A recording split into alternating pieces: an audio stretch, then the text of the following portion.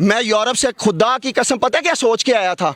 मैं ये सोच के आया था, कलमा पढ़ के कहता हूँ ला इलाहा इल्लल्लाह मुहम्मद रसूलुल्लाह सल्लल्लाहु अलैहि वसल्लम। मैं ये सोच के आया था कि यार मैं पाकिस्तान जाऊँगा, मैं पाकिस्तान जाके अपने वतन के बच्चों के लिए मैं कुछ वो जो तालीम मैंने हासिल की है ना, मैं उनको ट्रांसफ़र करूँगा।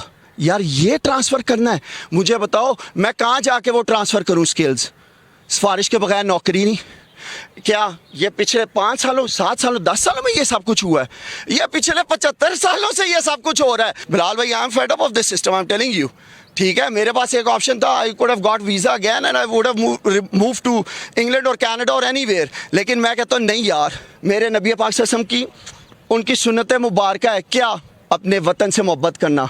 मक्के से गए थे, रोते हुए गए थे, मक्के वापस आए, फतह करके आए, आंखों से आंसू थे, चूमू उन आंसुओं को जो उस दाढ़ी पे गिर रहे थे। वतन से मोहब्बत उन्होंने करना सिखाई। मैं कैसे बेगैरत हो सकता हूँ कि मैं आज मेरे वतन पे मुश्किल टाइम आया है, आज मेरे वतन पे मुश्किल टाइम आया, मेरे रिश्तेदारों पे मुश्किल टाइम आया, मेरे अजीज़ों पे मुश्किल टाइम, मेरे भाइयों पे, लाहौरियों पे, पाकिस्तानियों पे, पंजाबियों पे, सिंधियों पे, बलोचियों पे, पख्तूनों पे, कश्मीरियों पे, गिलगितियों पे हम भागे। मैं भाग जाऊँ? मैं किसी लीडर की बात नहीं करता, मैं तो नहीं भागता, मैं तो इधर ही खड़ा हूँ, अल्हम्दुलिल्लाह खड़ा रहूँगा। ना मैं कोई पॉलिटिकल लीडर हूँ भाई, ना मैं कोई सरकारी अफसर हूँ भाई। जरदारी साहब माशाल्लाह माशाल्लाह, जिसकी सिर्फ क्वालिटी ये है कि मोहतरमा बेनज़ीर भुट्टो उनकी बीवी थी, इसके अलावा क्वालिटी कोई नहीं थी। जरदारी साहब ने बैठ के पिछले दिनों कहते हैं यार अवाम में शऊर नहीं है। जरदारी साहब, you have to hold your tongue, I am telling you, enough is enough. आप हम लोगों को बेशऊर और कमअक्ल अब नहीं कह सकते, कोई भी नहीं कह सकता, कोई भी नहीं कह सकता। ये जितनी अवाम है ना, रोटी को चोची नहीं कहती, रोटी मुंह में डालती, नाक में कोई नहीं डालता। ये बड़ी शऊर वाली अवाम है। ओवरसीज़ पाकिस्तानी पाकिस्तानी नहीं है यार, कैसी बात है? वो गोरों में रह के डॉलर कमा कमा के बेच रहे हैं यहाँ पे, वो बेवकूफ़ हैं। जरदारी कल्ला बैठा है, ओ अक्लमंद है, वाह भाई वाह जरदारी साहब। जिसके नाम के एंड में शरीफ ना आए, यानी वो कहाँ जाए? जिसके नाम पे एंड पे शरीफ नहीं, वो तो फिर शरीफ ही नहीं है ना। मसला ये है कि ये फिर हम सारे शरीफ नहीं है। मसला सिर्फ ये है कि जिसके नाम के एंड पे शरीफ नहीं, वो शरीफ नहीं। जिसके नाम के एंड पे भुट्टो नहीं। मेरे पुत्र ने आज क्या कहता, पापा बिलावल के नाम से भुट्टो अलग कर दो, उसकी तो वैसी काम पे टांग जाएंगी, वो तो भुट्टो के अलावा कुछ है ही नहीं। डम्बो फॉरेन मिनिस्टर बना दिया। ओ अल्लाह या अल्लाह, ये भी दिन आने थे कि बिलावल भुट्टो जरदारी ने इस मुल्क का फॉरेन मिनिस्टर बनना था। बाकी तो छोड़ो, नवाज शरीफ शहबाज शरीफ तो छोड़ो। मैं सिर्फ सियासतदानों से नहीं पूछूंगा, मैं अल्हम्दुलिल्लाह साफ़ियों से भी पूछूंगा, मैं जजों से भी पूछूंगा, मैं फ़ौज से भी पूछूंगा, मैं पुलिस से भी पूछूंगा, मैं सरकारी महकमे में बैठे हुए हर बंदे से पूछूंगा। मेरा एक ईमान है, सिर्फ एक ईमान है, जो रात मेरी कब्र में है वो किसी का बाप भी मेरा जो है दुनिया में नहीं रख सकता मुझे। मैंने जिस रात कब्र में जाना है। मैं डरता किसी से तो नहीं हूँ, मैं तो अल्लाह से डरता हूँ। मैं किसी से क्यों डरूँ? मैं क्यों डरूँ किसी से? मैं क्यों ये सोच सोच के मर जाऊँ कि यार ये लोग हम पे कानून लगाई जा रहे हैं, हम पे टैक्स लगाई जा रहे हैं, हमें लूटी जा रहे हैं। हर बंदा आता है लूटी जाओ, हर बंदा आता है टैक्स लगाओ। यार एक छोटा सा सवाल है, आज मुल्क के हालात बहुत बुरे हैं ना, सब ने किए यार। आओ ना, सारी कौम डिमांड करती है भाईजान जितने जज हैं इनकी तनख्वाहें कम करें, इनकी मुराद कम करें। जितने पुलिस वाले हैं इनकी तनख्वाहें कम करें, इनकी मुराद कम करें। जितने सरकारी अफसरान हैं इनको जो बड़े बड़े घर दिए हुए इनकी मुरादें कम करें ना। एक मिनट मुझे ये बताएं कि वो पैसा कहाँ से आता है जो इन सब सरकारी मुलाजमीन पे लगता है?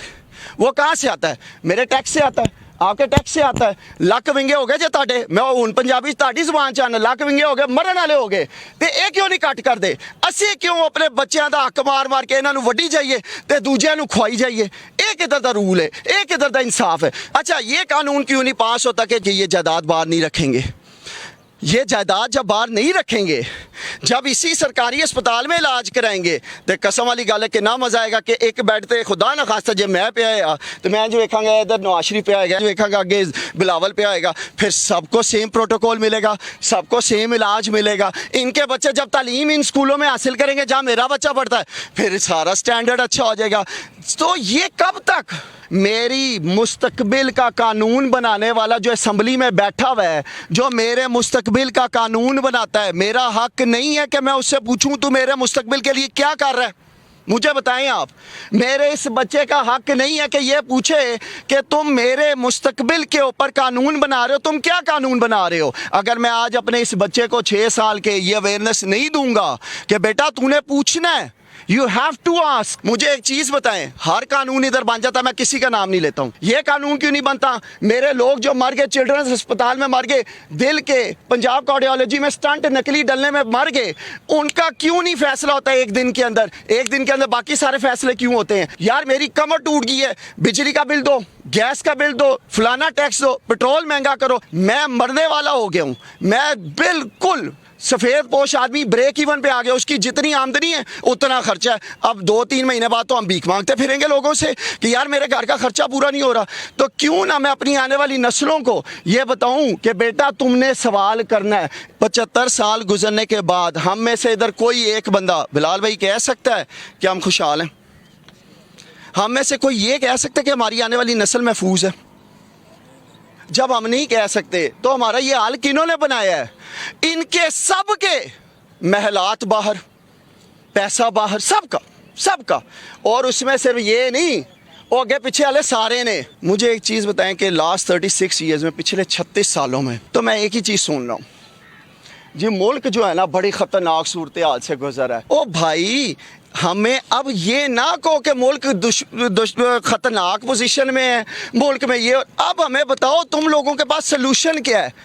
पिछले 1 महीने से मुझे सोल्यूशन नहीं नजर आया। मुझे तो 75 सालों से कोई सोल्यूशन नजर नहीं आ रहा। अवाम को लॉलीपॉप देना अब इनको बंद करना पड़ेगा। अवाम अब तंग आ गई है। Don't give me this crap कि ये अच्छा वो अच्छा, वो अच्छा वो अच्छा। ये सारे चंगे ने तो पाकिस्तान मैं लुटे है, तुसी लुटे है।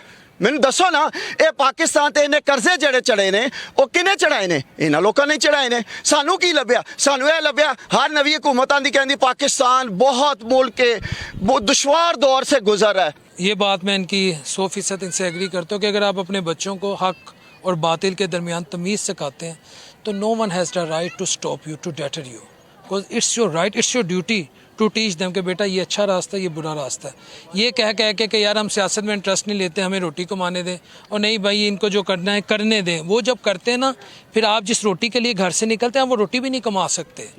फिर आप जिस दफ्तर में बैठे होते हैं कि नहीं यार मुझे सियासत से कोई गर्ज नहीं है, मुझे मेरा काम करने दो, वो फिर वो करते हैं कि आप अपना काम भी नहीं कर सकते। तो जब अगर आप अपने जो आप पे फ़र्ज़ है कि कम से कम हक और बातिल के दरमियान लाइन कायम कर दें कि यार ये है लाइन, ये है रेड लाइन, ये है डेड लाइन, इसको कोई क्रॉस नहीं कर सकता, तो फिर जब आप अपना कारोबार करेंगे, आप अपने दफ्तरी औकात में जब मामला चलाएंगे वो स्मूथ वे में चलेंगे, आपको टेंशन नहीं होगी। इससे ज़्यादा कुछ नहीं कहूँगा। मैं इनसे 100% एग्री करता हूँ जो कुछ उन्होंने कहा। अल्लाह अपने हबीब अलैहिस्सलाम के साथ कि हम सब के लिए आसानियाँ पैदा करें। अगले प्रोग्राम तक अपने होस्ट मोहम्मद डॉक्टर बिलाल शफी को, मेरे कैमरामैन तनवीर भाई के साथ इजाज़त दीजिए। अल्लाह निगहबान।